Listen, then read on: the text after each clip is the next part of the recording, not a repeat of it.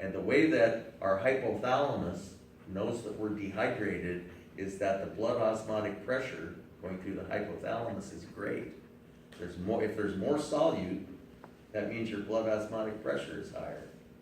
And if there's more solute, it means there's less liquid, which means you've been drinking not enough water, or whatever, you know. If you drink a whole bunch of water, it dilutes the solute, and your blood osmotic pressure goes down, and you don't secrete ADH. So remember we said as blood osmotic pressure goes up, ADH secretion goes up.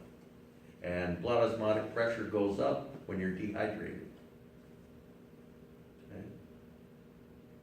So this is the lack of facultative water retention, because we didn't need to. So the amount of ADH we release depends on fluid intake. Okay? Fluid intake influences blood osmotic pressure. As blood osmotic pressure decreases, so does ADH secretion. We talked about that fall quarter. Of course, I'm sure you remember everything perfectly that we said fall quarter. Thus, the site of facultative water retention is the collecting tubule. So I say, in which of the following does facultative water retention occur? And I list you 5 different parts of the nephron. Which one do you pick? Collecting tubule. Which one do you pick if I say obligatory water retention? The distal convoluted tubule.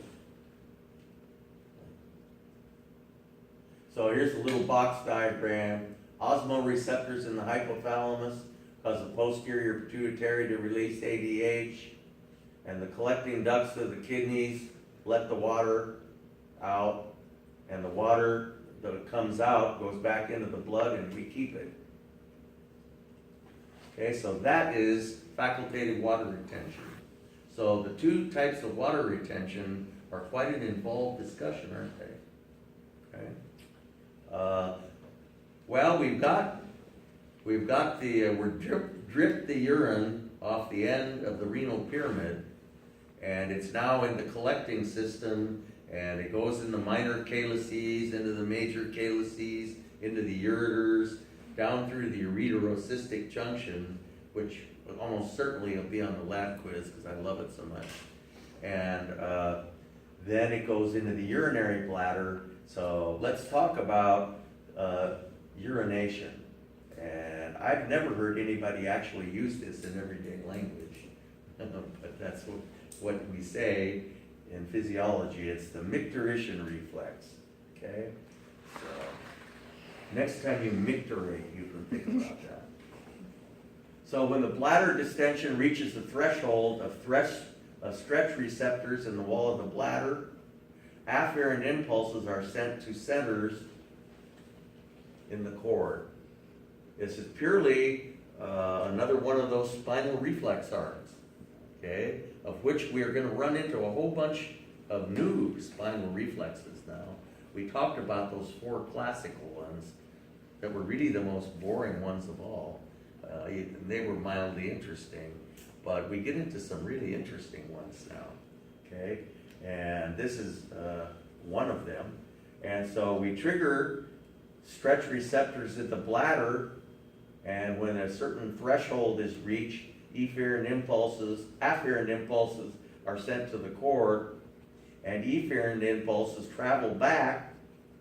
This is a parasympathetic reflex arc. Remember, parasympathetic craniosacral outflow is parasympathetic, and this is, of course, sacral, because we're in the pelvic cavity. And so these efferent impulses travel to the muscles in the walls of the bladder. And the walls of the bladder are very thick, okay, and muscular. These detrusor muscles in the walls of the bladder, causing them to contract. It's not a gravity feed. Otherwise, they couldn't micturate out in space. Okay? And so it's a good thing. So bladder is a highly distendable organ, as we've mentioned. Okay, and so when the bladder is full enough, that finally the tissue becomes stretched, and that triggers these stretch receptors, which are sent just into circuitry in the sacral part of the cord, and efferent impulses travel out both to the muscles in the walls of the bladder and the internal urinary sphincter. There are two. A sphincter is a circular muscular valve. We're going to run into a lot of sphincters now. Okay? A circular muscular valve, and sphincters can either be made out of smooth muscle, in which case they're not under conscious control, or they can be made out of skeletal muscle, and then we can consciously control them. There are two sphincters in the urinary system. The internal urinary sphincter is composed of smooth muscle, and we can't control it. And so when this reflex is triggered, the walls of the muscles in the walls of the bladder contract, and the internal urinary sphincter relaxes. But luckily, we have an external urinary sphincter, which is made out of skeletal muscle, which is part of the urogenital diaphragm. Remember, that's a lab word too. Okay? And so that's skeletal muscle, and we can control that.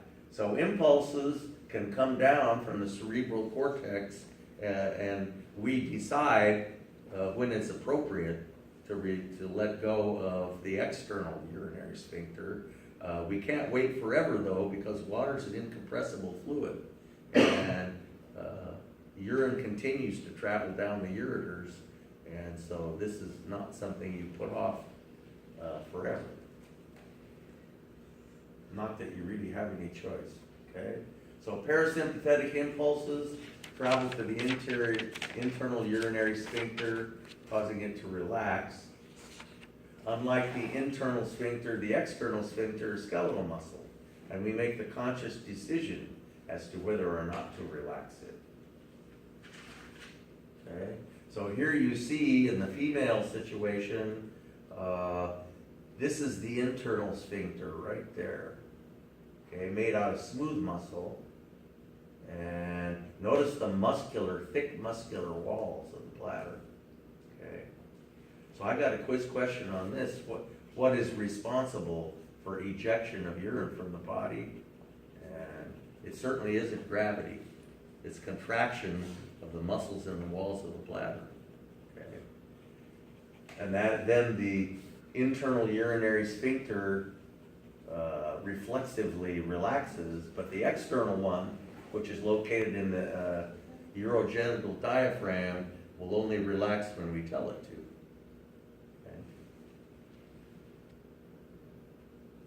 Okay? And the same in the male. The internal sphincter is up here, okay? And the external sphincter is in the urogenital diaphragm. Okay? External urethral sphincter right there.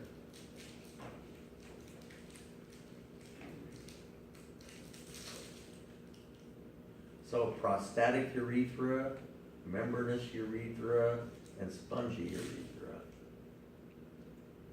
Okay. So finally, this brings us to our last topic, sort of a summary. Now that we finished the urinary system, we now have discussed both systems which control pH in the body. Okay. Which one does it more rapidly?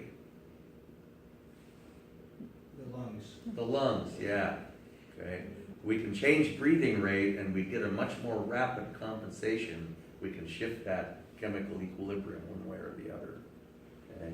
But if the lungs are causing the problem, like if you're hypoventilating or hyperventilating, then the lungs certainly can't solve it if they're causing it. Okay. And so it's left for the kidneys to solve it. And so we'll talk a little bit about acid-base balance, okay? And we all know this is, we've discussed, obviously, necessary, and it's the pulmonary and urinary systems. Buffer systems are chemical systems that are resistant to changes in pH. And we are buffered, our blood is buffered by the bicarbonate buffer system, which we can regulate. You can buy buffer systems. Okay. that will stay at a certain pH. You can buy little envelopes that you dissolve in a liter of water that will, give you any pH you want. And they do this if they want to grow bacteria that are sensitive to pH, certain pHs, or if they want to grow some plant that likes a certain pH, or they want to grow something in there, okay? And and they just dissolve the stuff in water, okay? And we possess two important buffer systems. The proteins in our body have these amine groups that stick out, like we talked about hemoglobin, that's capable under certain circumstances. Those nitrogens can grab onto a hydrogen ion. Okay, we can't control that though. So physiologists are into talking about stuff that they can control more. The protein ion buffer is all the proteins in our body. It has a greater buffer capacity, but we can't regulate it. So what else are you gonna say? It's just there, and it's good. Okay. We talked about how deoxyhemoglobin likes to pick up a hydrogen ion at just the right time, and how good that was. It made us very happy, all that stuff. But this one, we can shift back and forth. It can be manipulated by both the pulmonary and urinary systems. This is an example of a protein. Hemoglobin comes into the tissues, drops off oxygen, and now it picks up a hydrogen ion, okay? Because it's quite acidic in the tissues because CO2 is being given off, which creates hydrogen ion, and that hydrogen ion is picked up by the hemoglobin that just dropped off the oxygen. So how cool is that? And there are other proteins in our bodies that will pick up excess hydrogen ion. And everything seems to work out pretty well, but we can't regulate it. We've talked about shifting this chemical equilibrium though, and we can regulate that. We can regulate the amount of CO2 we have and shift the equilibrium to the right or the left by virtue of our breathing rate, okay? And the kidneys can regulate the amount. They can either dump hydrogen ion into the urine or dump bicarbonate into the urine, and the other one goes one direction and one goes the other direction. This one's alkaline and that one's acidic. Okay? So, however, that occurs more slowly. So your compensation is much less rapid. And if you're in dire straits, it may not be rapid enough. Okay? There's an equation that describes shifting these chemical equilibria. Don't get nervous, you won't be asked to use it. But if you apply this equation to the bicarbonate buffer system, there's a number that you could look up in a textbook that's always the same. It's pKa. And for the bicarbonate buffer system, it's always 6.1. And then you just take the hydrogen, this is basically the amount of CO2. You take the bicarbonate and divide it by the amount of CO2 you have, and take the log of that. Don't worry, you won't have to do it. And add that number to 6.1 and see what pH you get. Okay? And if it's not 7.4, you're hurting. Well, if you look at this, and I know you all remember all about logs, it's about the fastest thing to slip of anything that you learned in math, in my experience. So I've unfortunately had my nose rubbed in it over the years that I've been forced to remember it. If this number is 20, the log of 20 is 1.3. And guess what you get when you add 1.3 to 6.1? 7.4. So you want this number to be 20. Okay? You want the bicarbonate, the amount of bicarbonate, you want to be 20 times as great as the amount of CO2 that you have. And then that number will be 20 and your pH will be 7.4. And if you plug those numbers in, and you'll see that it works out great. Okay? And so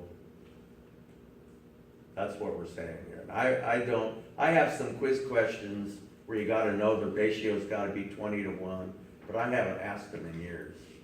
I just sort of figured, I'd sooner talk about shifting that chemical equilibrium, because you get the same kind of intuitive results. And you really kind of understand what's going on a little bit more.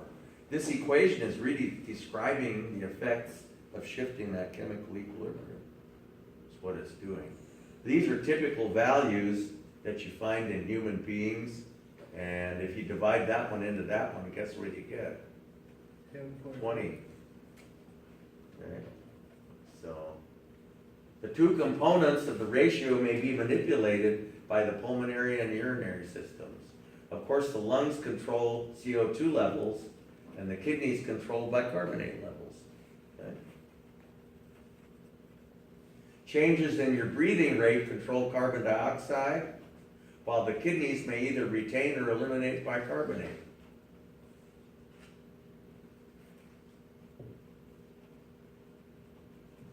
So this is a kind of a nice little summary. If you just look at the stuff that's circled, don't look at all the other, just look at the stuff in the boxes and the circles.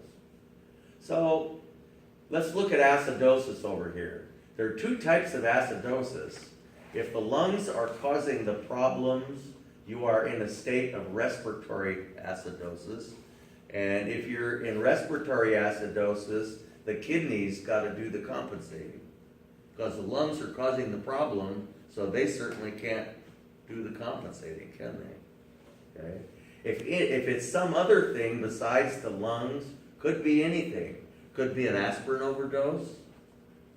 If you drink too much lemonade, which is quite acidic, you're going to start to go into a state of acidosis. And if it's something else that causes the problem, it's called metabolic acidosis.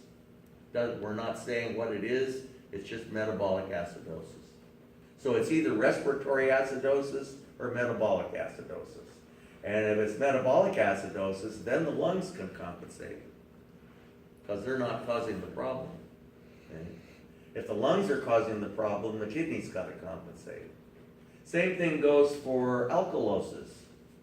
If the lungs are causing the problem, the kidneys got to compensate. If it's anything else that's causing the problem, then the lungs can compensate. Get the idea? So let's go over each one of those situations. This is probably one of the more important things for those of you who want to become nurses. Okay? This is pretty hot stuff to know, because it will distinguish you from your colleagues, because they won't understand it, probably, or forgot it, if they ever knew it. And so, but it's good stuff because you run into it all the time. Acidosis may be because of hypoventilation, as in the case of a broken rib. If it's the lungs that are causing the problem, then it's respiratory acidosis. The kidneys compensate by retaining bicarbonate ion. So if you're in a state of acidosis, you want to become more alkaline. So you retain the alkaline thing. Okay? So which of the following does the body do when in a state of respiratory alkalosis and the kidneys retain bicarbonate ion? Give you a bunch of options. If the lungs are causing the problem, they can't help. So the kidneys got to do the necessary moves. Okay? So if you're in a state of acidosis, the kidneys eliminate hydrogen ion and retain bicarbonate. Okay? Into the blood. Same thing. Urine acidification. So hydrogen ion into the urine, bicarbonate into the blood. Suppose something else causes the acidosis. Could be an aspirin overdose. You drank a gallon of lemon juice, which I wouldn't advise, or whatever it was. And in this case, you want to become more alkaline. Hyperventilating makes you more alkaline, you may recall. Okay?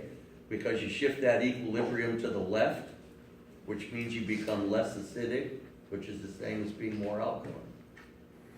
So you increase your breathing rate, okay, and which happens automatically, and if you, as long as you're not in too bad a shape, that might be enough to do the trick, or maybe not. They're not so quick to give transfusions these days as they used to be. They used to give transfusions of solutions of the appropriate pH. They try and let you correct it yourself. They give you a little more time anyway to correct the situation yourself. So that's acidosis. What about alkalosis? What if you hyperventilate? Okay, you have an anxiety attack. Respiratory alkalosis is diagnosed. The kidneys eliminate bicarbonate, okay, and retain hydrogen ion. Because if you're in a state of alkalosis, you want to become more acidic. So you retain hydrogen ion and eliminate bicarbonate. So that's if the lungs cause the problem. What if it's something else? Have you ever, it's really, hyperemesis is fairly common. There are lots of things that cause excessive vomiting, okay? And if you vomit too much, what happens is the way we make, you're losing all this hydrogen ion out of your stomach, so you have to make more because of the hydrochloric acid that we have in the stomach. And so we make it from carbon dioxide. And if we remove a whole bunch of carbon dioxide from the blood, we become excessively alkaline. Okay? Our blood becomes too alkaline, and we go into a state of metabolic alkalosis. So that is one of the problems with hyperemesis, excessive vomiting. And so the lungs compensate. Hypoventilating causes a CO2 buildup, which will shift that equilibrium to the right, which produces more hydrogen ion, which makes you more acidic, which tends to combat the alkalosis. See? So if the lungs aren't the problem, they can do the compensating. So how about them apples? Okay. So we'll take our anatomy quiz on Wednesday, okay? And most of it will be off the models. A few extra credit questions off pictures. So